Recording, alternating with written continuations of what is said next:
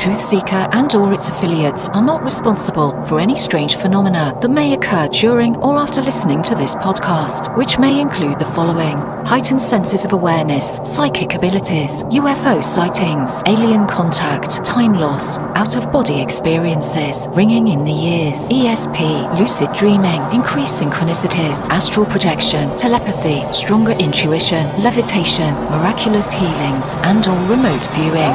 Please be advised to listen at your own discretion.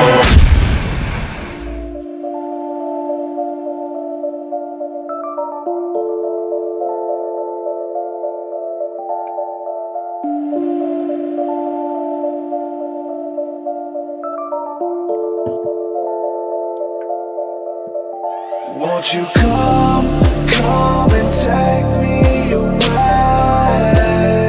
I just wanna be with you. Won't you come and take me away?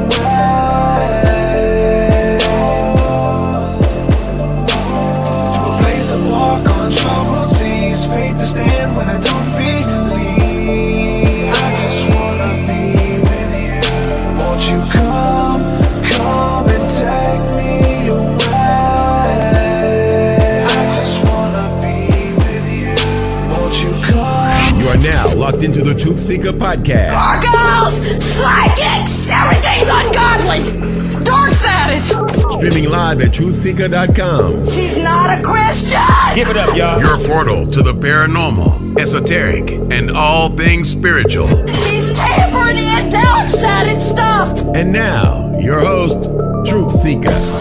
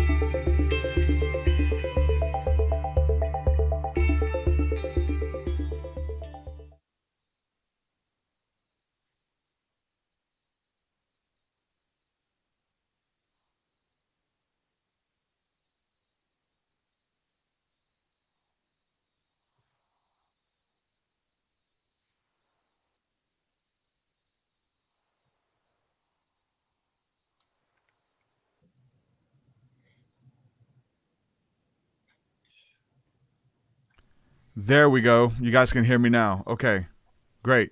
TruthSeekah podcast. Excited, delighted to be with you guys again. Thanks for letting me know in the chat. Chat's holding it down, man. I would have did this whole show with no sound. Thank y'all for the help there. But we're going to be talking about all things spiritual. It's what we do. We're going to be talking about spirituality. We get woo-woo. It is woo-woo. It's fun. But it's also got to be practical at the same time. So we're going to be talking about the practicality when it comes to spirituality, how to walk in grace, how to walk in serenity and peace for your own life, but also impart that to others, which is the reason why we're here, to empower people, to equip them, to do good works, and to encourage you to, find out why you're here, man. Find your calling, your purpose, and run with it. So I hope you guys will be encouraged. I want to say thank you to everybody supporting my work via Patreon. This is a listener-funded, listener-supported show. Doesn't exist without your help. And I'm so thankful and grateful that you guys have partnered with me and helped me to bring this to the masses. And I get messages from people all around the world every day about how this show is impacting their life just through talking about this stuff, being open and honest with our walks, with our calling. And, it's so easy. It's not hard. It is easy. So we're going to take the, what seems like hard and these obstacles of being open, honest, and authentic, where it becomes first nature, where that's who you are. You walk in truth, you walk in peace, and you honor one another. You respect people where they are. And this podcast is helping people to do that. So thank y'all for partnering with me. Give a shout out to some of the latest patrons within the last week or so. Several here. Shout out to Ashley Altere. And I'm going to butcher your names. I suck at this. Disclaimer, shout out to you, my friend. Thanks for coming on. Seth Mom Klovovich. I've tried my best. I'm sorry. Tom Abramovic. Momkomovich and Abramovic. Back to back. Thank you guys for coming on. And my friend from India, Observe with Sheil. Thank you for coming on, Sheil. Love you. If you'd like to support, head on over to my Patreon. I'm going to butcher your name when I read it. I just suck at this. But go to patreon.com/TruthSeekah, and you can partner with me and get a bunch of really cool perks and guided meditations and my entire discography of music. And then our Thursday night seer classes, which is the community aspect of what we're building here. You get a bunch of really cool stuff. I made it worth your while. Patreon.com/TruthSeekah. I'm about to change offices soon. So for those of you who are watching on the live stream and you get to see all this, I get a lot of compliments on my backdrop. And it's really just a bunch of random stuff. These are all video game posters behind me. So somebody make me an offer because I'm going to get rid of them. There's some really cool stuff, a lot of custom stuff, League of Legends, Gears of War, bunch of cool stuff. I get a lot of compliments on my backdrop. So if anyone would like a poster from the office here when I retire this backdrop, which is going to be in the next couple weeks or so, make me an offer on something, and I'll send you all these posters, which is a bunch, and you can deck out your room or your kids' room or your game room or whatever with stuff that was in here. So shoot me a message, a DM, and I'll get that to you. Without further ado, we're going to go ahead and jump on today's talk. Welcome my guest to the TruthSeekah podcast, my friend Gene Walters. Welcome. How are you? Hey, I'm great. Thank you so much. I really appreciate being here. Awesome. You have a wide range of credentials. There's a lot that you do and bring to the table, and I love every single aspect of it. And I know we're going to be talking about, the topic of the day is we're dealing with anxiety. You have a new book that just came out, The Journey from Anxiety to Peace, Practical Steps to Handle Fear, Embrace Struggle, and Eliminate Worry to Become Happy and Free. And I think that's something that we all need in our lives, especially in the day and time that we're living now with all of this uncertainty. So we're going to be talking about the book, but there's a lot more that you bring to the table. I want to get woo-woo with you because you talk about channeling. You do Akashic readings, over 35,000 readings and stuff. So we're going to get woo-woo, just so people know. I want to go deep with you. But I guess just kind of introduce yourself and who you are, what you bring to the table for the people who are new to your work. Okay, well, I've been a metaphysician. I've been studying truth for many, many years, probably over 40 years. And I've been teaching a long time, over 35 years. And so my angle is always that I want to understand this connection that we have to the greater universe, to the greater intelligence that we are. And to that end, I teach metaphysics and meditation, but I endorse the idea of really getting into your own consciousness and understanding who you truly are, because we are all very dynamic beings and we are capable of anything we set our mind to. But we need to learn how to harness the power of the mind in order to do that, because in our day and age today, we have been in some ways mesmerized by a lot of negative thinking and a lot of negativity. And we're being taught that we're dependent on drugs and we're dependent on listening to the news, and we're dependent on a lot of technology. But the point of it is all of these things are there to serve us. And yet most of the time we're serving it instead. So there's a Zen saying that goes, the mind is a wonderful servant and a terrible master. So one of the things that I encourage people to do is to manage their mind in a better way. And that's a lot of what this book is about, is placing your mind where you want it to be, and also understanding that you have a lot of techniques available to you to move out of anxiety and into peace. And people don't tend to understand that. Can you define some of the aspects of this anxiety? Have you felt it personally, or have you been exempt from it the whole time? What is your relationship with what's going on right now? Great question. Well, first of all, I grew up with a mother that was incredibly anxious, and she was really like a nervous wreck. And I think today she would be diagnosed and medicated and so forth.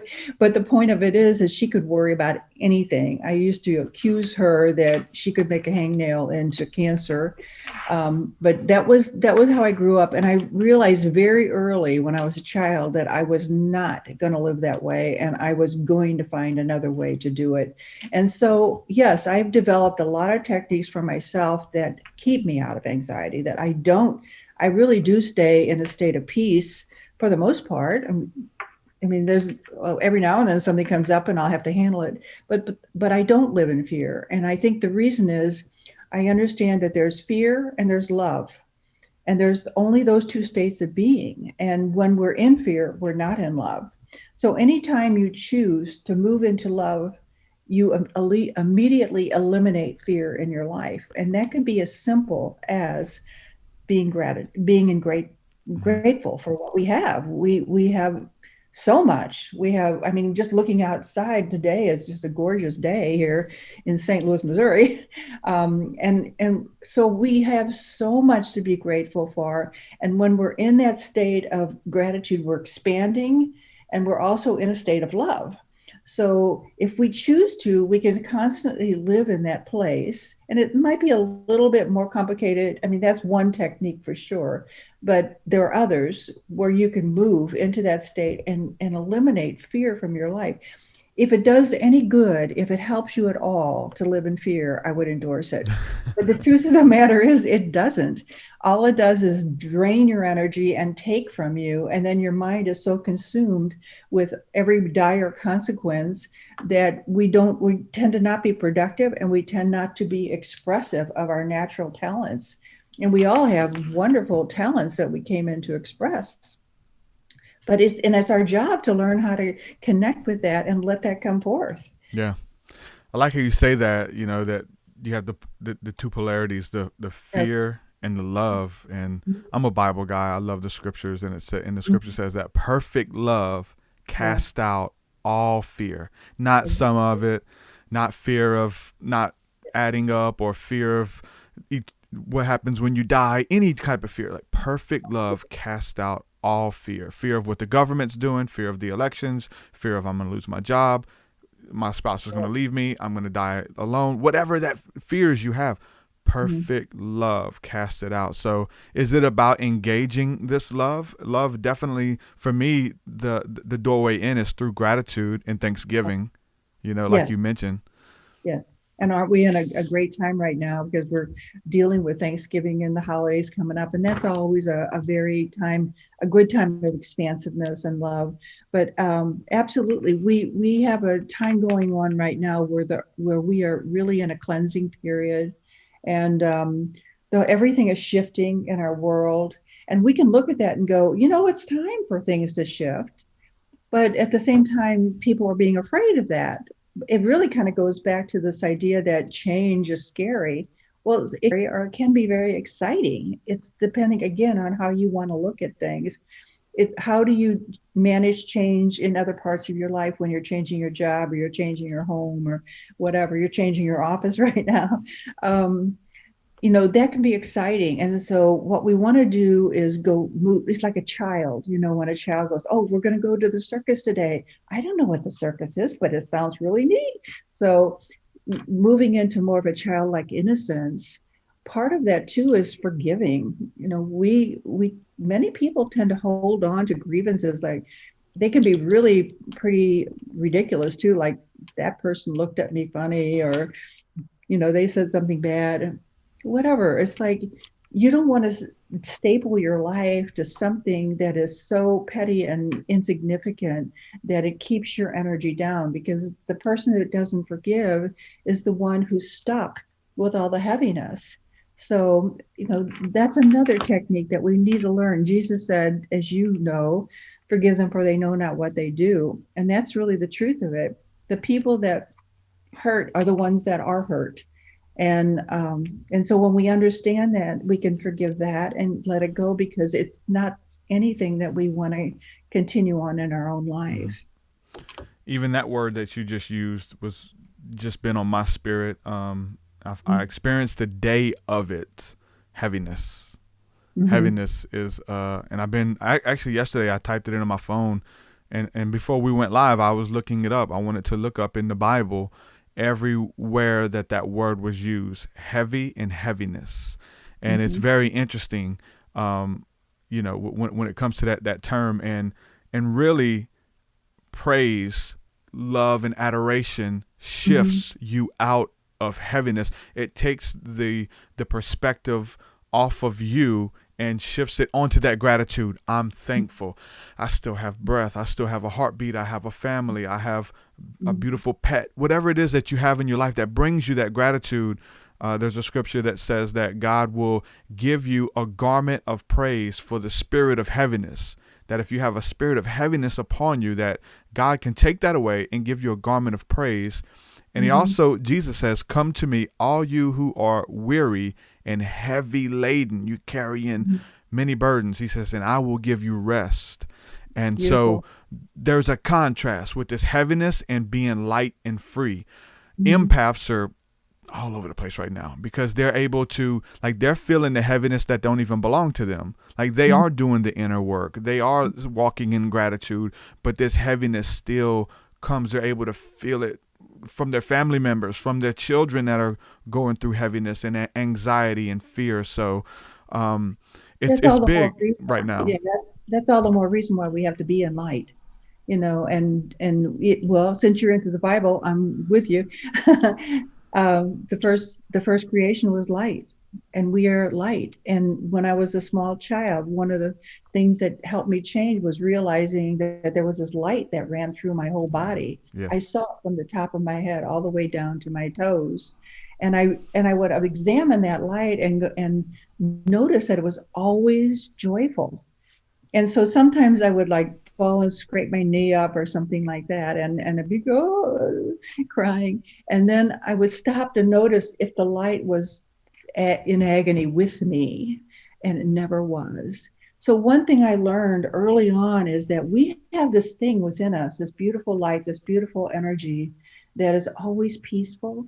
It's always loving. It's always kind, and I was trying so hard to try to figure out a way where I could stay in that all the time and not have to just sort of be involved with all the craziness of the world, As a child, I couldn't figure it out, but it was like one of those things where you hold it in your mind and remember that that's what it's all about, that's what I want to move to. That's what I want to understand. That's a lot of what my work is about, is helping people. I would say helping people live in the light, because we all have that ability to do that, but we have to manage where we focus our attention and our minds.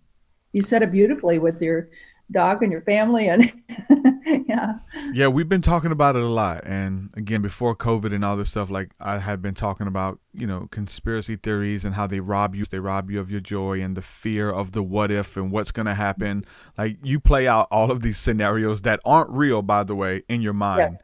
And you're at them, and it gets really, it can be draining, so not letting anything take your peace from you. And I think that this world is set up in such a way that, it does that because it can also go like sell us the cure, which is like putting our trust in the government or medication or whatever it is. Come to me, let me fix it, versus like you are a sovereign being who light that you can connect with.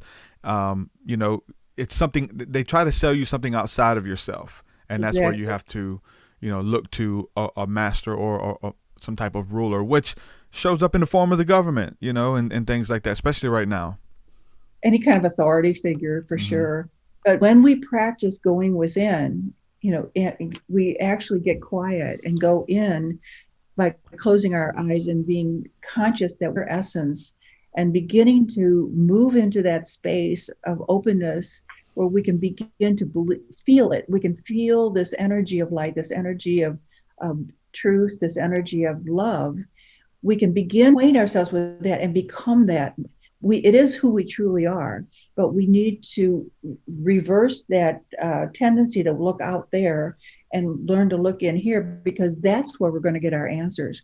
That's how we're going to be able to live from a place higher than what we've been trained to live from, because there's a certain mesmerism that goes with watching the news and finding out where the election is and what's the latest pandemic figures and blah, blah, blah. And so people get addicted to that. It's a sort of a drama addiction. Yeah. And so sometimes they won't leave it alone because they're into the drama of it. They're addicted to it.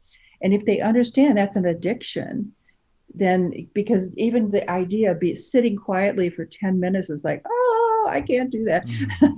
But the thing is, you undermine yourself if you don't learn how to quiet your mind. It's like we do with a child.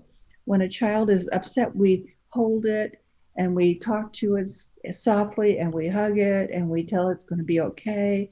We need to learn how to do that same kind of thing with ourselves. Yeah, it's huge. I go periods where I don't, because like things can plateau out and get better, and like I don't need to kind of run to that little secret quiet place that I go to because everything's going good. But the longer I stay out of it, the worse things get. When I try to carry, all my burdens and my fears and all that stuff, we try to carry it or sort it out ourselves. But really, go into that place of, I like to say, you talk about this light that is instead of engaging with that light, which, I love it. Again, like Scripture talks about how like Christ lighteth every man that cometh into the world, that you have that divine spark within you. And it is a portal back to the heart of God, is what I would say, that we can engage with beauty, with love, with majesty, with reverence by going within through a meditation, through breath work, through prayer, engaging that way. And for me, it shifts my focus. And that's the interesting thing, because on the outside in my situation, nothing changes. Like those bills are still there. People are still mad at you. You still burnt bridges, like nothing fixed, but your perspective shifted. So now that you can deal with it and engage it with peace and love and hope versus anxiety, despair, I'm a failure, right? You have solutions because your perspective changes when you go in like that. Well, and it's like Einstein said, I think it was Einstein who said, you never address a problem from the level of the problem, and Jesus said every time he taught a group of people or he did something, he went to the mountain afterwards. And so that's a symbol of going to a high place. We go to a high place, and then we look from that high place, we get a different perspective.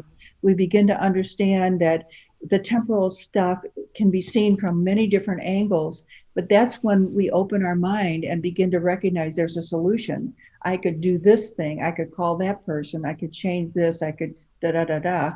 And so as a result of that, we find our answers. We don't find our answers by being anxious. We find our answers by going to the mountain, by being in a high place. And that's what meditation or breath work or sitting quietly or walking in a garden or petting your dog, that does to you. And that's why it needs, that's the most authentic thing you could ever do.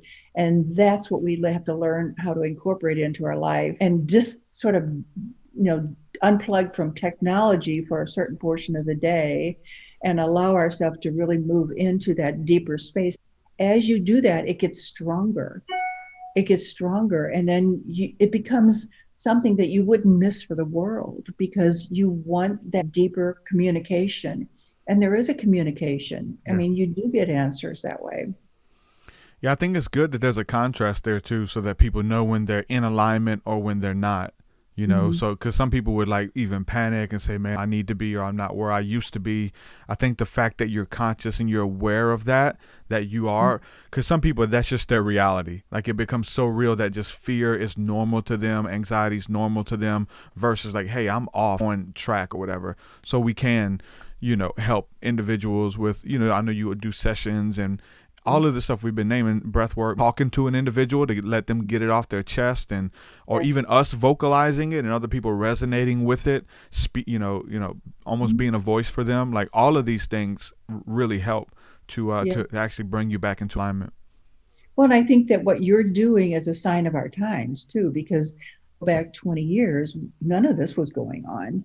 But what I see you doing is you're going beyond ABC, CBS, NBC, the news of like trauma, drama, and you're bringing another particle of the reality into light, where people can go, oh, there is something else going on here. I don't have to focus on the trauma. I can now, you're opening a door, as it were, for people to walk through and go, there is another way. And that's what I'm trying to do with the book too, is just give people some practical solutions, so that if they recognize that they have anxiety that they don't want, too.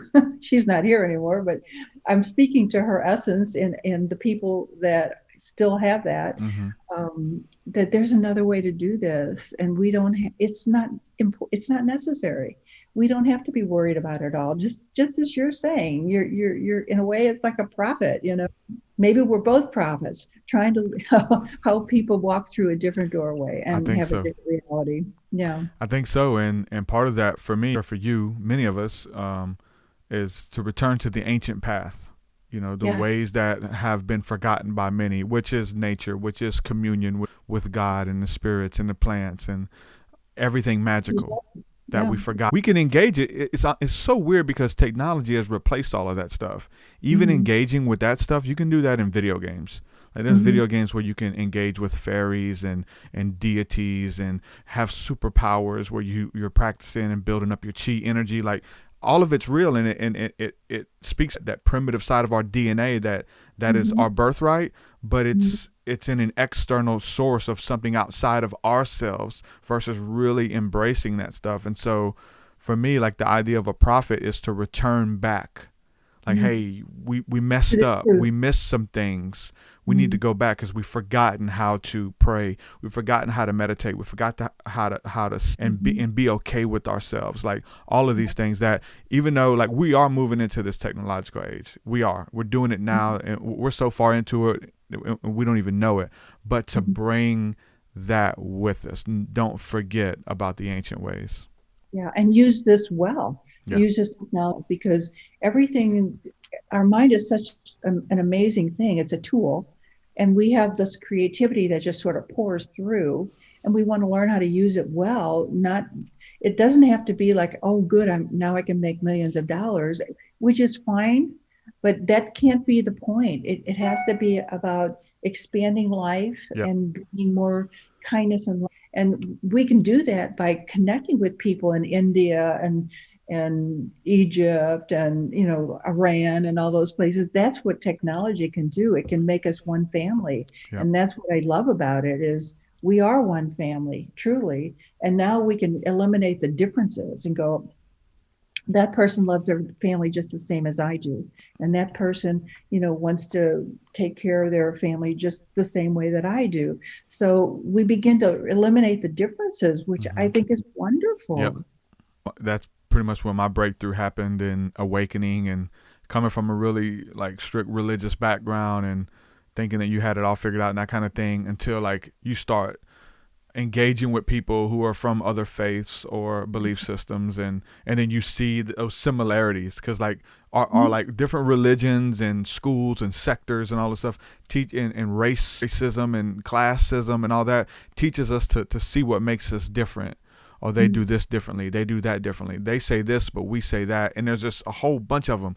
But like comparative theology, looking into what makes us the same, that totally changed my life, man, to see other people who have that same pursuit to connect with their creator, and they're using the only tools that they have, and I am too. The only what I've been given when I called out to God and I needed something, I needed this power in my life, it showed us. And other people, as long as they have that same heart and that same pursuit, it shows up to them. And it's going to be different, right? We're in different parts of the world, but to see that we are that same, essence in everyone, and to think that you're right. For me, that was a huge part of my awakening. It really changed things.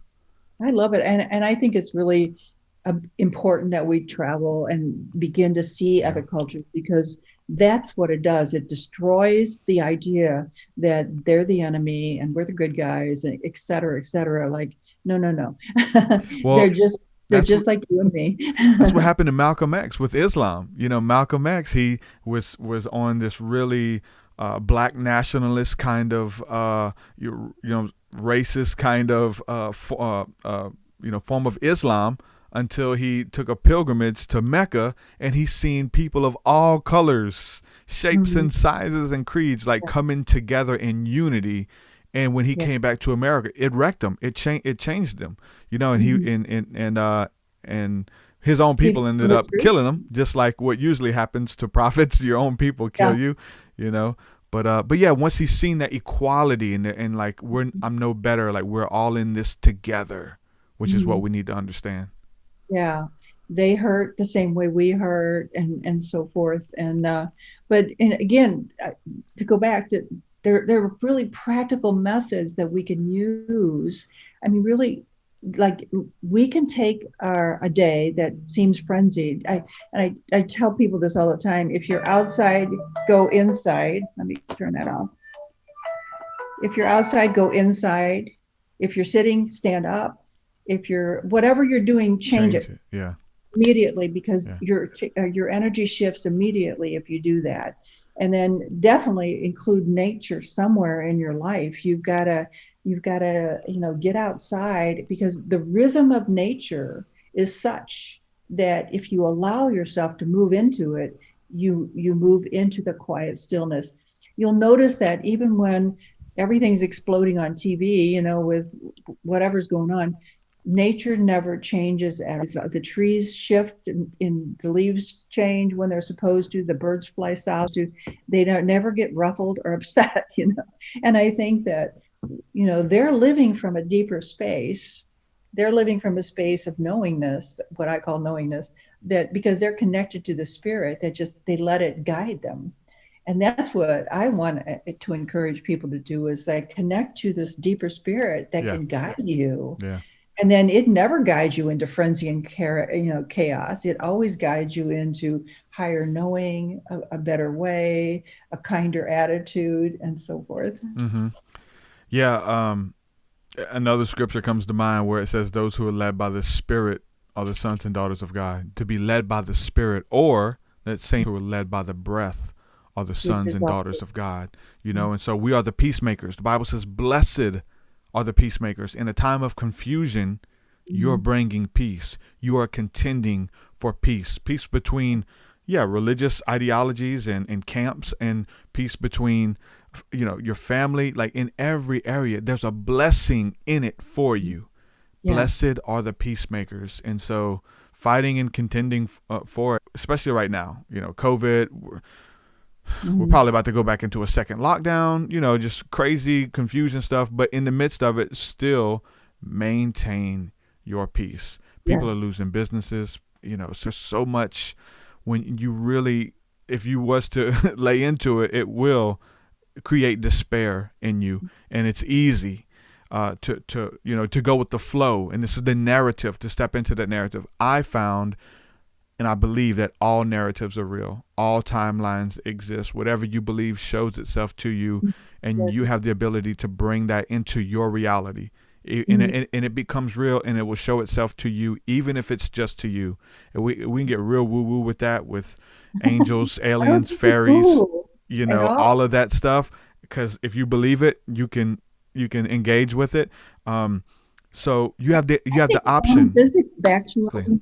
So it's not woo. I mean, at this point, science and metaphysics or spirituality is merged. For sure. So what you're saying is not woo at all. It's really backed up by quantum physics. That when we hold our attention on a particular thing, we ignite that possibility, and that's what shows up in our life. And the idea of magnetism is scientific too. So none of this is particularly woo-woo anymore. It used to be, but now we have science that backs us up on all of this. Yeah, that's the beautiful thing. There's just tons of documentaries and stuff like. Again, being able to see that stuff and weigh it with science, or seeing it when it becomes practical. Again, when spirituality becomes practical, that's something that you deal with in your book. Practical steps to engage this piece. It's easy to say it, but you got to show it. How to engage with it? How do we bring it into our life and into the now moment today, not tomorrow? Like I'm not promised tomorrow, and there's ways to do that. Well, and the thing about it is that spirituality is the most practical thing there is. It's way more practical than entering into the chaos of what everybody else is telling you. Spirituality is the most practical thing. So let's say that you've been telling yourself a story that you'll never be successful and you have to have 6 PhDs in order to do that, or you have to know the right people, or you're not worthy enough, or da da da da da da. And that's your story. Well, that story is just something you made up or somebody handed you, and you've been telling yourself for a long time. And once you recognize that's the story, you can decide, I no longer want the story. I'm going to change the story. And that's as easy as this moment right here, right now. I made an agreement this morning with someone, and I said, I'm going to ask you for one day to have no negative self-talk, to have no put downs, to have no words say that you're not worthy or you're not good enough. I ask you today to have one day clean of all of that. Is that an agreement? Yes. Okay. And I'm going, then we'll do one day. And then maybe tomorrow we can add another day. But the point of it is that we are the ones who tell ourselves the story. Of course, we've gleaned it from lots of different resources, but that story can go in a minute. We can make up a new story anytime we want. I am a brilliant light in the world. I express dynamic truth. I help people heal. I help them release their wounds. I give them a new way. That's a story. And that's your story and my story. And we can live that story. And guess what? It's so much more expansive than all the other ones that we've been taught or told, you know. And yet, when we're expanding in that way, we're also walking in this world and helping other people do the same thing. That's a new world. That's a new world. And that's what is happening right now. There's people that are going to join in, and there's others that are going to, I'm not going there. And that's fine. That's fine. It's a choice. But there's a lot of people now are ready for a new world, and this is the time for it.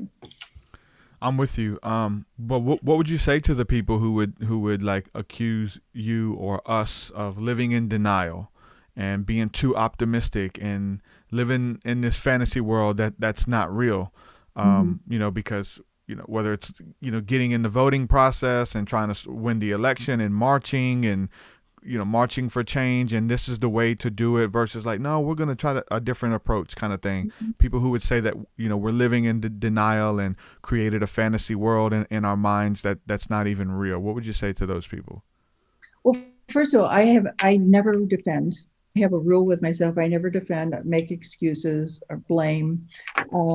And so if people, I mean, they really do have a right to believe that if they want. I always ask them, have they ever tried sitting quietly for a while? Have they ever tried forgiving? Have they ever tried just moving into appreciation and gratitude? Because if the ones that are telling you that you live in a fantasy world, they're hanging on to an old reality, and all they're doing is harming themselves. But I also know this truth that they have a right to do that. If they really, I'm all about free will. So if they really want to live in a place of chaos and anger and fear, go for it, because the consequences are in the actions. And, there's no quality of life in living in that space. And at some point, they might actually get tired enough of it to really try something new or something different. I don't know. But I'm not in charge of when that happens. I always say, because the spiritual community, they kind of get a bad rap by some people claim to be realist. Even if they are spiritual, they'll say, these people are just all love and light, and they only want to talk about flowers and fairies and everything's good and that kind of stuff. And people ask me, and they try to make fun of it and say, why do these people want to do that?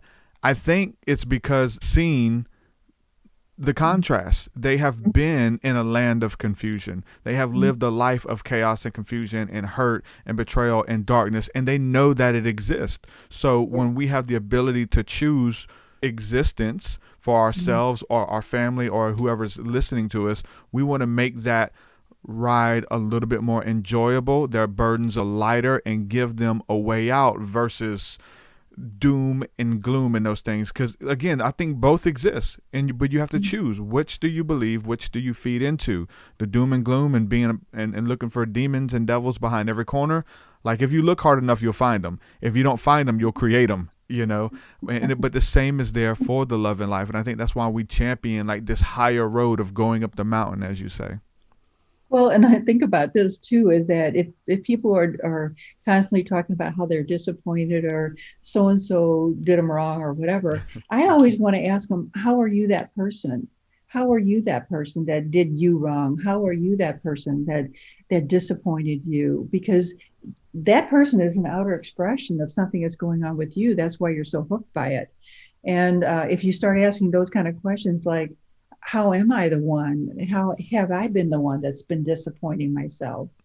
How am I the one that has not fulfilled my commitment that I made? And you begin to internalize it. You begin to discover that you're magnetizing people to show up in your life to represent the things that you need to work on yourself.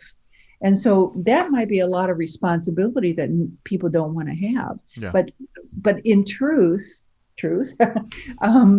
when we understand that that's why they're having a hard time accepting some of this, is because it's hard to face yourself sometimes, and it's the work you have to do. The work you have to do is really looking at your flaws, if you will. I don't like that word flaws, but the things that you haven't addressed yet, and start to make peace with yourself. Yeah. Because none of us are hanging out in this world behaving perfectly. We might be perfect on the inside, but we're not behaving perfectly. There's stuff we need to learn. We need to communicate better. We need to be kinder and so forth. But we're in the process of learning how to do that, and that's a lot of what changes you from anxiety to peace, is learning a new way, basically learning a new way. And it takes Yeah. It took us quite a long time to get where we are. For sure. Yeah. And I think that, that is the inner work, but it changes it. It makes it seems a little bit harder because like you can't victim blame anymore. You can't not victim blame, but blame others for what's going on in your life. Yeah. Because you're the victim. Now you have to change. Versus I get to blame my mom, I get to blame my boss, or these crappy jobs I keep ending up at, or putting the blame on everyone else but myself. And when we own up and we say we have the power to change and to create and to become conscious that we are co-creators in this, it's a little bit more work. But some people find that comfort in just being able to blame everyone. It was my mother. I didn't have a dad in my life. And, and maybe we all pass through that veil at some point, but, to become conscious of it. But there's a lot of people there, but the point of it is truth. You can't change anything until you own it. Yeah. As long as I'm blaming this person, that person, my mother was a wreck, whatever, I can't change. I'm stuck with it. And so if you want power over your life, if you want to live a higher life and have a better job and have a better family interaction and so forth, you're the one it starts with right there. You can't say, well, the reason I can't have a good family interaction is they won't talk to me. Well, why aren't you talking to them? So anyway, we begin you're taking responsibility, but responsibility is freedom. When we own it, we can change it. Mm-hmm. Yep. That's what it is. I mean, like when you go to AA and stuff like that, like the first thing is like owning that you have a problem versus like, well, I don't have a problem.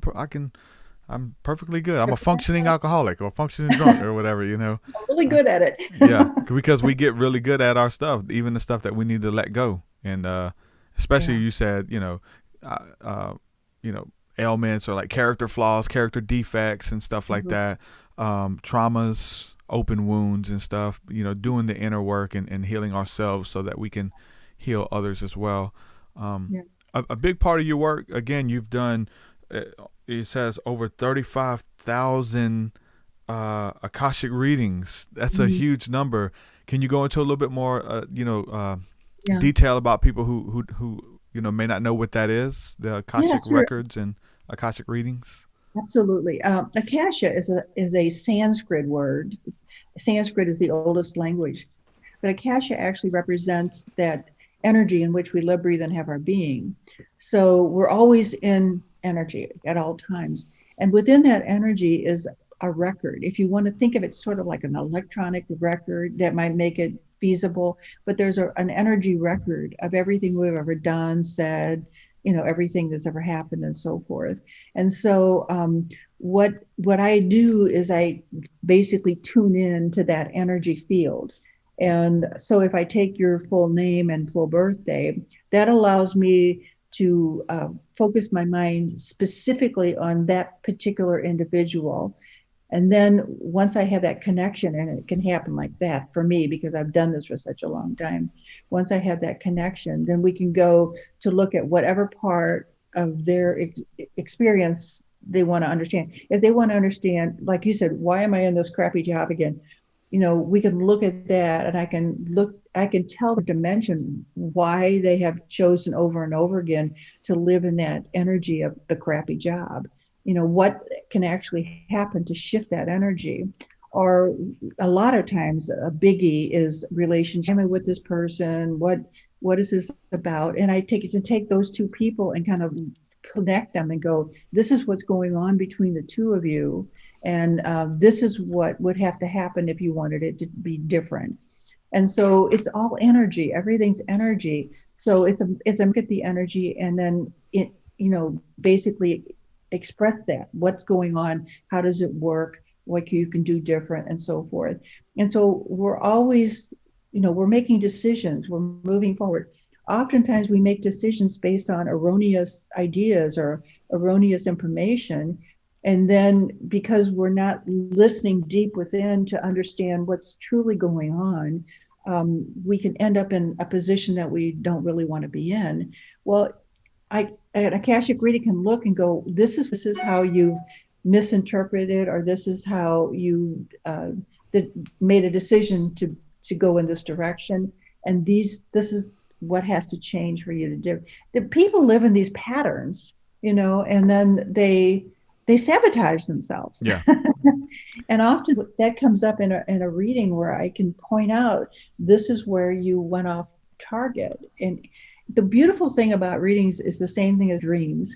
And that is, it's very objective. It's very clear. It's non-judgmental. It's just information. And it's like, if you have good information, change your life. You can do whatever you can be your dynamic self. And that's what I love about it is, I just want to give people objective information that's indifferent. If you do it, Unbiased, if you do, if you don't, what is your business, Mm-hmm. So that's basically what readings are about. It can go back into a past life if that's relevant. I always want to ask for what's relevant to the situation. And sometimes that will come up too. Like you're still living from an old pattern that you didn't fulfill in the past, and now it's here again for you to fulfill it this time. So a lot of different things come up in Akashic reading, but mostly it's healing.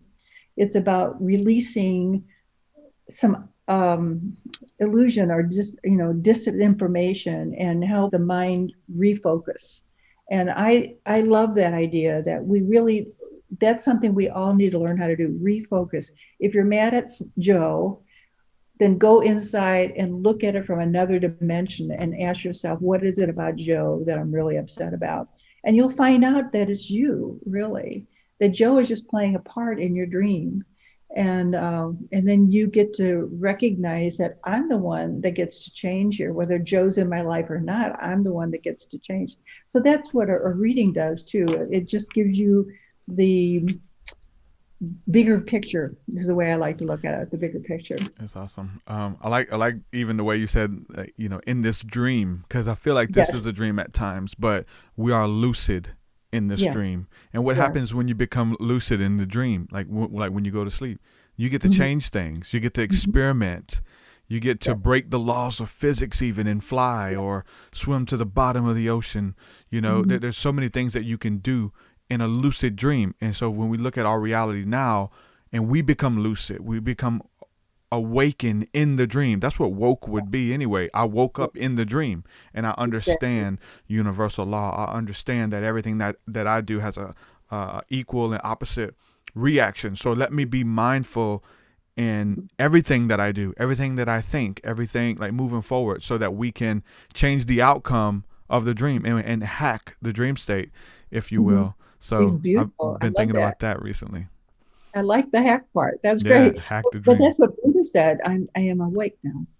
Yes. So he was no longer confused. He understood that there was something much bigger going on. He let go of a lot of attachments in that way, the attachments. And sometimes we make it so important that we have these attachments. But oftentimes, if we're too attached, I mean, I can enjoy my home, but I can also move. And so if we want to look at our attachments too, and that because he let go of attachments and he said, I am here, I'm awake. And I think sometimes it can be that simple. We can enjoy everything, we can enjoy it all, but not be so attached to it that it means I cannot be happy without this. Of course, that's what addiction is too, right? And aren't we all addicted in some way or other to something, whether it's being right or, or having the last say or whatever it is, Going back to the Akashic stuff, like what does that look like for you? Like if you was to do a session, like do you have to kind of like tune in, or and you said you need like birthdays and stuff like that as well, like what I like is let's say your name is John Smith. Well, there's quadrillion John Smiths, but if we do is John Arnold Smith and his birthday is July 9th, that makes that energy so specific that I can go right to it and I connect. And that's why it doesn't matter if you're in China or in Italy or wherever, because your energy is everywhere and I can connect with your energy and then go from there and read what's going on. So whether it's in this present moment or we look back and ask for something significant that might relate to this present moment, so that you can really sort of unravel some things and free yourself. Really, it's about, I think of it, some people look at it as like, oh, this is so exciting, I probably was a king or a prince or something or a princess. No, probably not, but it's possible. But the point of it is not what role you played, but how you played that role. And how much of that did you learn from, and how much of it did you not learn from?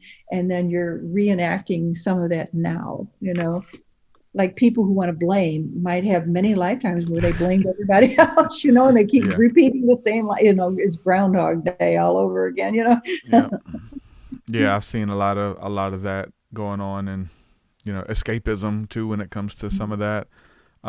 Is it the same like when you would read a person as far as like without even knowing their name, like being able to look at a person's energy and kind of scan it, and like you look at them and things about them that they don't even know about themselves, like that kind of, is it similar to that, or is it different with like deeper. Handling the information? I could do that too, but it's much deeper. It's much deeper because you get facts and situations, and you get our dimension and details with an Akashic reading. Now, when I meet people, I always have a sense of them immediately, and so that becomes truth for me. I mean, I don't discount it unless I see something contrary to it, but normally it's right on. But I think it's really more about training the mind, because we all have that ability. It's just we have to train our minds. Our mind can do lots of things. We're only limited by what we believe. And if anybody, if they pay attention, I notice this a lot. People meet somebody, they don't give them eye contact, they brush by, and I think, did you not notice this, and this, and this, and yet, but I think if we just stop and notice the feeling that we get, because children. Yeah. They will shy away from someone who's angry. They will shy away from someone, and they don't know words. They just know energy. So they know immediately what to go toward and what to avoid in an instinctive way. We just have lost it because we've been taught, well, you have to greet everybody this way, and you have to honor this person and respect that one. And so we've been sort of overridden, with our natural instincts, which is kind of a shame. I mean, I think it's nice to have manners, but it's also, don't discount what you already picked out. Yeah. Yeah. Being able to read the energy and intuitively. And again, like that you talking about, like, you know, the little kids. I remember my daughter, when we would have friends bring their friends over here. So we had a friend, but it's, hey, my friend's going to come. I'm dating this new guy. I want to bring him over. And he shows up, and my daughter was like, she was real little, and she's just like, she's staying in her room. She won't even come out. And it's and there's been other people who come over where she just like real clingy and bringing toys to them and talking to strangers, like, but other people, it's like, hold on, there's something up with this. I can feel that energy. You notice that, and you pay attention to that because she knows something. Yeah. She can't put it into words, but she knows. Yeah. It's beautiful, really. Always want to keep that going. Never discount it, because people are like, oh, that's just silly. Your aunt loves you, blah, blah, blah. And he's like, I'm not picking that up. Yeah. There's, you talk about, like, people not making eye contact and stuff like that. Like, sometimes it's hard as being an empath or somebody who can't, like, you're always reading people, and to look into their eyes is to look into their soul. And like, and it's intimidating. It can be intimidating to, everybody you see, like these deep truths about them, and you're just trying to get your oil changed. You know what I'm saying? But it's like, I know that you wasn't loved as a child. You know what I'm saying? It's like, so do you, obviously if we want to see miracles and the divine in the marketplace, you have to step out and try to engage in such a way that you can articulate that information so that it would help that person.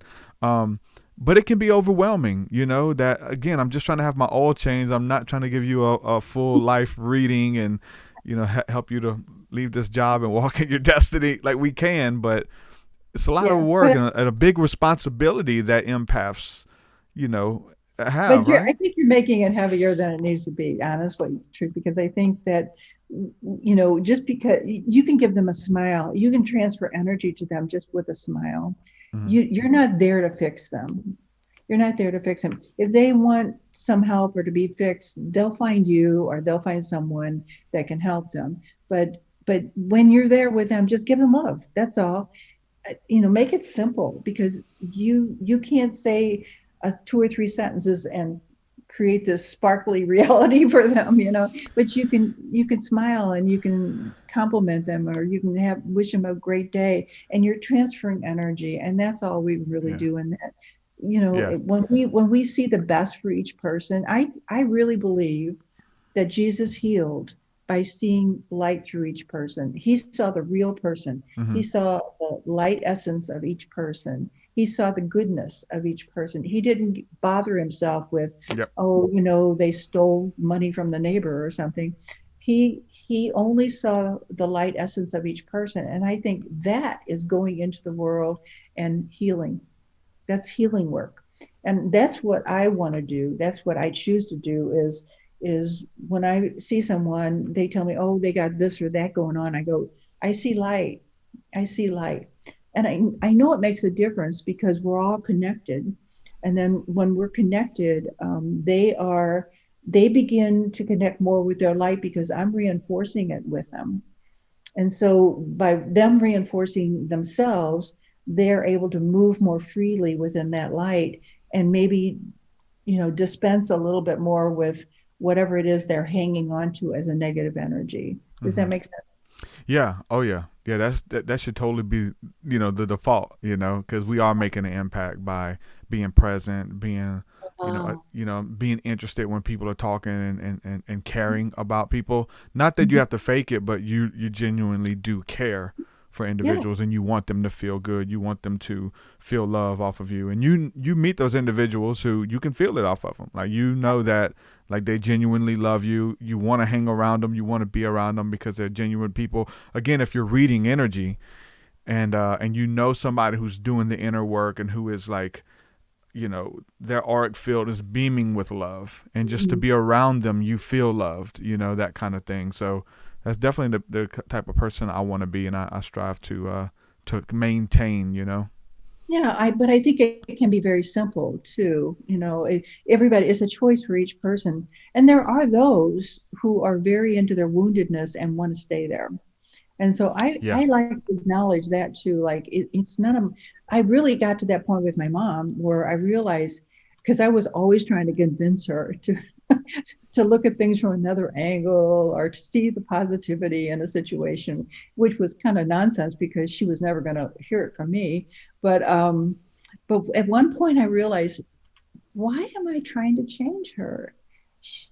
I don't want her changing me. Why am I trying to change her? And I thought it was so rude of me to try to like impose my way on her while she was imposing her way on me. Mm-hmm. And I think sometimes when in our helpfulness, we tend to impose our ideas on somebody else when it's none of our business. No, they have to move in the way that they need to move. And ultimately what happened was with my mom, when she was getting ready to die, she actually talked to me about it. And I was the only one that she did that with. And I actually felt very honored because at that point I realized she knew that she could talk to me about it. And, of course I was in my 30s at that point. But I thought that was kind of amazing because it was like a complete turnaround because she was actually respecting me at that point. How cool is that, Yeah. So anyway, so things had, even though I gave up trying to make her be something that I wanted her to be, she got the essence that I knew something that she could relate to and could help her. Mm-hmm. And that was a wonderful, wonderful thing. And I think that that's what happens with people when we quit trying to change them and we just allow them to be who they are, but we love them anyway. And then at some point when they're ready, they'll come to you. Because people have said to me, how come you're happy all the time? Yeah. Oh yeah. No, trust me. I, in my circles, when they need you, they know where to find you. Just like you said a while ago, like I've had those people who even would like make fun of me for doing what I do or poke fun. But when they lose a loved one or mom is dying of cancer or whatever it is, they hit me up. Hey man, I need you to pray, dude. I need a miracle. I need a breakthrough. Maybe they wouldn't even tell nobody that they hit me up, but they do. And so for me, like to know that, okay, you were poking fun at me at one point. Now you're coming to me for life advice and spiritual, answers and stuff. So when they need you, they know where to find you because you're walking in your light and you didn't self-sabotage or lash out at them for making fun of you. You understood you put yourself in their shoes, and it really helps. You saw their wound. Well, the same thing happened with Jesus. Do you remember where the soldier came to him and said, hey, my daughter's really sick. And he said, but you know what? I trust you so much. I know you what you're capable of. You don't even need to come to my house because you just say the word and I know she's okay. And I thought, well, that's pretty cool because he's the soldier, and he's supposed to be against Jesus. But there were other people, Pharisees, that would come to his house at night, so that nobody would see them and get advice. So that kind of goes right along with what we've been learning, Yeah. Can you talk a little bit about your book, Dreams and the Symbology of Life? Have you had obviously to write a book like that, you believe in the power of dreams. Have you had some really life-changing encounters in the dream state where information comes to you that you needed, in the coming days? Well, let me tell you this, the newest book that I updated all that, and I've added a lot more chapters to the newest book, and it's just now been issued. It's right now on Amazon, but it's called The Magic and Mystery of Dreams, the ultimate handbook on how to interpret your day and night dreams and the symbols in your life. So in this book, I'm showing you even some experiences, like you had a meeting with your boss and this happened, and what's the symbology of your boss and what is it that happened in that meeting, and and each part of it is a dream. As we look at it that way, we get information that we wouldn't get otherwise. I had lots of dreams. I mean, I think almost every dream changes your life if you look at it, with a really open mind. Mm-hmm. But I had one where, and I have presidents showing up in my dreams, because a president represents the highest authority in the land. And so to me, when a president shows up in my dream, it's my highest authority. And it's not about him personally. It's my highest authority. Yep. So I had done I had this done this workshop on this particular day. Energy in the room was not what it was, very low energy. In other words, they weren't really listening that well. That night, I had a dream where I was hanging out with President Clinton, and we were at the coffee cafe, and we were having coffee and chatting. And then the motorcycle gang came into the cafe, and they had, the leather jackets and the chains, typical stereotypical motorcycle gang. And then President Clinton said, "You have to leave this cafe, and then I'll deal with these people. And when we're done, you can come back in." He had to leave the cafe and stand across the street until he was finished with the motorcycle gang. And then, and at that same time, he became a motorcycle person, the leather jacket and the chains and all the stuff, the tattoos. And so when he was finished, then they left and I could come back in. And what I realized from that dream was I'm living in my highest authority. I lowered my energy because I saw in my world, I saw the motorcycle gang as a lower energy. And so when they came in, he transformed into the motorcycle gang person and interacted with them. So I still had my highest authority there, but I had lowered. Wow. Yeah. And then I couldn't come back in until they had left. And so then I could come back and be my true self with the president, in my highest authority. When I saw that dream, I realized, oh my gosh, I sold myself short. I lowered my energy. I don't lower my energy. No. And what I realized, I cannot address that group anymore. That was the end of that.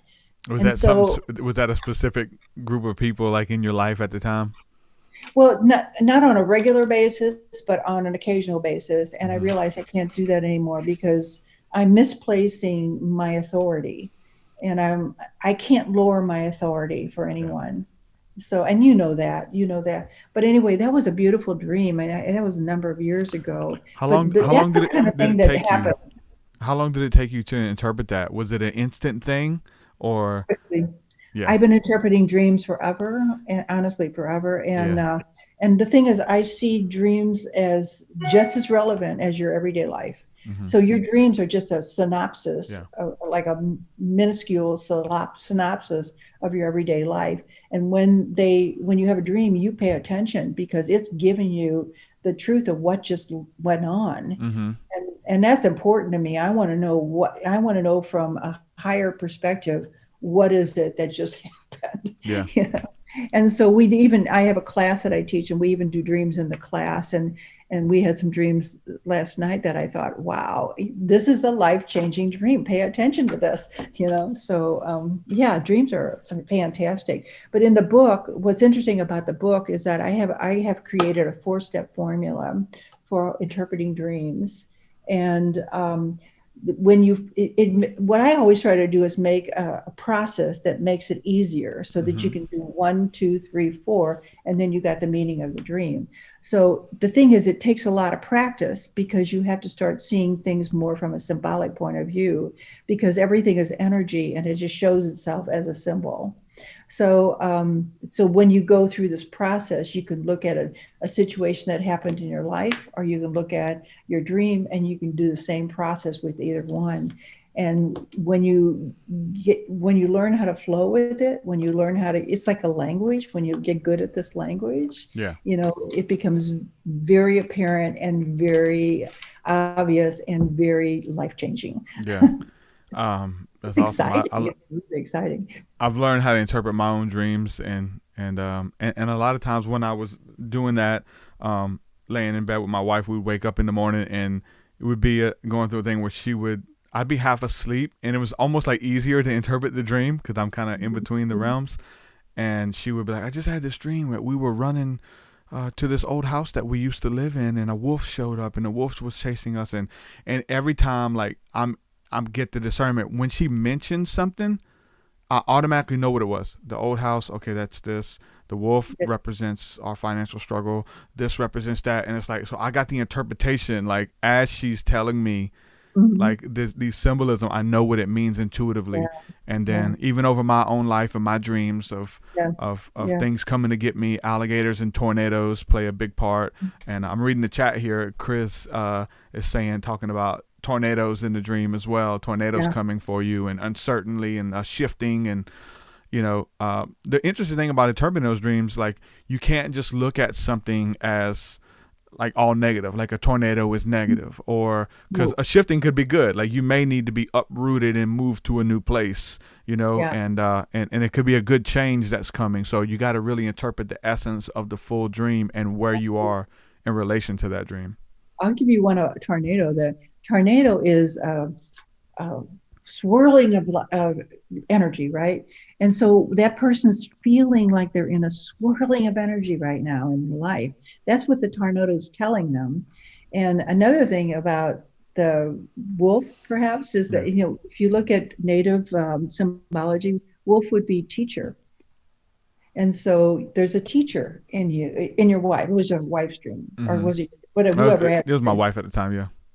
Yeah. And you were chased by the wolf. So there was perhaps something that you were learning, or something that you needed to teach, or something that you were avoiding teaching, and it might have been financial stuff, but it also might be something else. It might be more too. Yeah. But You gotta, nothing negative in a dream, by the way. There's nothing negative in a dream. It's just facts. Yep. Yeah. It's just facts. It's huge, it was huge for me when I was stepping into all of this stuff. And I remember having a dream that was super vivid. Couldn't get out of, I couldn't get it out of my head. I knew it was from God. I knew it was something that had purpose, and it was something that was coming. I remember going to our church at the time, and I would pull the pastor aside and the youth pastor, and I'm telling them, hey, I got this dream. Because it had something to do with the church I was going to. Like, it had like people, and the building was there, and it was a destruction. Like, it blew up, and all kind of people left and went to a new place. And even the person who like blew the church up was all symbolic. And and they like prayed against it, and they told me it was the devil that gave me the dream. And like, I wasn't, and they prayed that it would go away, but it wouldn't go away. And I didn't feel a resolution with it. So we were part of a small home meeting that believed in dream interpretation and believed that God still speaks that way. And they sat down with me. We wrote the dream out, and they helped me interpret it. They had dream books. These were Christians, Christian dream books, and they helped me break it down. And it was like, wow, I can tell that I had another, a pair of eyes, look at this with me. And literally within the next couple months, this big thing in my dream happened at the church. And like, if they would have been a people that would say, okay, let's make a correction, let's shift some things, or maybe we can avoid it, some type of warning or something that was coming. But that was like the first time that like something big, happened in the dream state, that I wrote it out, and everything was symbolic. Clothing. Okay, if that's okay. Go ahead. The church represents your spiritual awareness at that time, and it blew up. It blew up for you. And then you were next in a home meeting kind of thing. So the old ways blew up for you, and you needed to move. I mean, it was a sign for you that you no longer believed a lot of those things, or you no longer aligned with that particular philosophy, and you moved yourself into something that was more like intimate, or that totally happened too. There's many ways to break it down, and to look, obviously hindsight's 2020, going through it, you're like, what does this mean? Until it happens, and you're like, oh, that's what that dream meant. But that's what I mean. If you don't say it's bad or good, and you just recognize something just blew up inside of me, and that relates to spirituality, because the church was the symbol, right? Then it's like, oh, okay, let me think about that. How have I blown up my old ideas, my old beliefs, my old philosophies, and then that gives you some peace, actually. Like, yeah, that's kind of where I'm at right now. Yeah, it's good. And then I had another couple. They were coming into my office for a class, and they were coming in. There was this tornado that crossed the road in front of them. And so when they got to the class, they were telling me about this. And I said, so in your life, who would you designate as a tornado? And immediately they said, his mother, the mother. So they said how she was a tornado. She was really negative, blah, blah, blah. And I said, but the interesting thing is that tornado didn't touch you. You were observing it. It was like a block away and you just saw it cross the road. It didn't touch you at all. And I said, is that how it is with your mother? And they said, yep, she's negative and it doesn't touch us at all. And I think that was, again, like in life, what we call real life. I don't know that it's the real life, but Yeah. But anyway, yeah, it's interesting stuff. And it's just, to me, it's fun. It's a lot of fun to get into this inner workings and understand that what we're doing out here in the physical world is just the tip of the iceberg, And there's so much else that's going on that is so revealing and powerful. We're meant to be powerful beings. Yeah, it's like what starts in the dream state is continued with your eyes open. And I taught, even like when you hack the dream state, going in through meditation and breath work and doing the inner work, like what goes on in here is answered and continued when you open your eyes in your day to day through synchronicities and people and shiftings and things like that. It's continued in both states, which is the beautiful thing. They complement one another. They're not separate. Energy. Yeah, one energy. That's all there is one energy. Yeah, that's a good way to say it. I like that. It's synchronistic is right. We are totally synchronistic. And so when we're living in, craziness and chaos, we need to really understand, how am I creating that? And do I need to? Is there another way? And just asking those questions is so helpful, because then you start getting answers. Or people show up in your life and go, hello, I have an answer for you. Yep, 100%. I love it. Well, yes, Jean, I appreciate this talk. I had so much fun hanging out with you. Your new book is out. You got some more coming out, and you have a catalog of work as well. Where's the best place for people to go to check out your work and check out your sessions and your book and all that good stuff? Well, my website is www.spiritualtransformation.com. spiritualtransformation.com. And you can reach me at Jean, Jean, at spiritualtransformation.com. And of course, my books are on Amazon.com. All you have to do is put my name in, and you can get my author page and it'll show. But for people who are upset with all the stuff that's going on right now, I really encourage them to get this book on the journey from anxiety to peace, because bring yourself into a better place. It's going to affect your health if you don't. So bring yourself into a better place. And then if you want to get into intuition or dreams, or how to find your perfect, work expression, or how to even look at the Bible from a metaphysical point of view, all of that is available in my other books. But I do thank you so much for allowing me to share with you today. And I loved it very much. And I hope that we touched a lot of lives. For sure. So thank you so much, Trutha. Thank you so much for hanging out, and I'll send you the link and everything when everything's up. Thanks so much for hanging out with me, and I'm sure we'll do it again. Yes, please. I would All right, love my it. friend. All right, thank you, dear. All right, bye-bye. Bye. Jean Walters, ladies and gentlemen. Good stuff. Make sure y'all check out her book and go to her Amazon page. And the book is, again, The Journey from Anxiety to Peace. Practical steps to handle fear, embrace struggle, and eliminate worry to become happy and free. Like, who doesn't want that in their life, right? So if that's something that you're looking for, make sure you check out her book. I will link it below in the show notes where you guys can get a copy as well. So, yeah, man, thanks for hanging out with me. Shout out to all the new people hanging out in the chat room as well. A bunch of new people here. I'm seeing the comments and some familiar names and faces. And I try to pay attention to some of the stuff going on while we're in conversation too. So shout out to everybody. Again, like you have to pursue peace. Peace is your inheritance, but like it costs. You have to maintain your peace. Default, obviously, of the day, default is chaos. The default is worry. Default is fear. So you have to shift and actively turn the knob onto peace. Again, doing the word study again on the heaviness. Like 3 days ago, like I experienced heaviness. I don't even know why. Like I have it was something weird. And it wasn't only me that felt it. It was a lot of other people who had, I wouldn't know this unless them sharing it on social media or telling me. And there was like a whole bunch of people 3 days ago who went through this weird heaviness. It was an off day. You just wasn't feeling it. It felt like despair. It felt like anxiety. It felt like worry. And there wasn't much that you can do to get out of it. I probably because, I don't know, it was despair, so you didn't even bring anything to get out of it. You like this weird notion that nothing works. And man, to think that that's like some people's reality every day, like it was just weird, you know. But some people every day, that's their reality.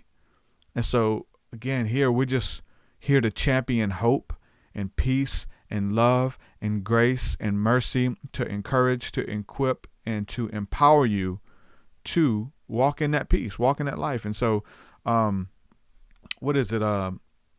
Peace. The Bible talks about having this peace. And let's see. Let me type this in.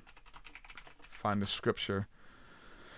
2 John 1:3. Let me just read the scripture. It says, "Grace be with you, mercy and peace from God the Father." Right? That's the impartation that for grace to be with you. Philippians 4:9, "Those things which ye have both learned and received and heard and seen in me, do." And it says, "And the God of peace shall be with you." Listen, that's our inheritance. The God of peace. It doesn't say the God of wrath or the God of judgment or the God of war or the God of whatever. It's specific. It says the God of peace with you. That's a promise. That is a reality, a truth that you can bring into your timeline right now, that the God of peace shall be with you. And so I just want to pray right now for anybody who's going through that, anybody who's just, feeling that heaviness, that despair, feeling like you're at the end of your rope, whatever it is, and you just need some peace in your life. So I want to go ahead and pray for that because it works. I believe in the power of prayer. I believe in the power of intention. The power of love. I know peace as a person and peace through my relationship with Jesus Christ, who would never leave me, never forsake me, no matter what I do or what I believe or what I got into. God's thoughts are continually for me. He loves me. He's created me with a purpose and a destiny, and he will see it to the end that he who started that good work within me and in you is faithful to see it through to the end. God didn't bring you this far just to leave you. He's got a peace for you that surpasses all understanding. That there's depths to it. There's depths to peace. There's depths to love, grace, and mercy in all of it. And it is for you.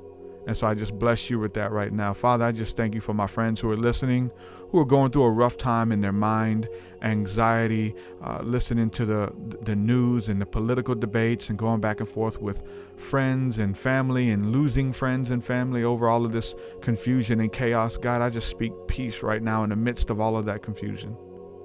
In the midst of that storm, Father, send forth your love, your grace, empower them through the presence of the Holy Spirit of Jesus Christ, with an everlasting love. Now, in Jesus' mighty name, God, we thank you. Bless them right now, Father. That the latter shall be greater than the former. That their greater days are ahead of them. That they will not be one who just reminisces over memories to live in the past of the good old days and what was beautiful, what was fun, what was new. God, that your mercy is new every morning. And you bless them with that. A new mercy, a fresh wave of grace that would never get old, that would always become new every day. Exciting, awe and wonder. We bless them with that right now. To engage it, take it. What are you going to do with it? Engage it. Ask for it right now. From the top of your head to the soles of your feet, the peace of God, love of God, to be born again, to never be the same. In Jesus' name, Father, we thank you for your love and for your mercy. Help us to run to you first. Help us to seek you first. instead of turning on the news. Even before we eat, even before we put anything in our mouths in the morning, let us turn to you with gratitude, with praise and adoration. Let us shift our focus from the things of the world to the things of heaven, to delight ourselves in the things that you. Forgive us for being infatuated with the things that you hate, God. Help us to walk in peace, seek justice, and love mercy. I pray in Jesus' name. Amen and amen. Listen, God loves you with an everlasting love.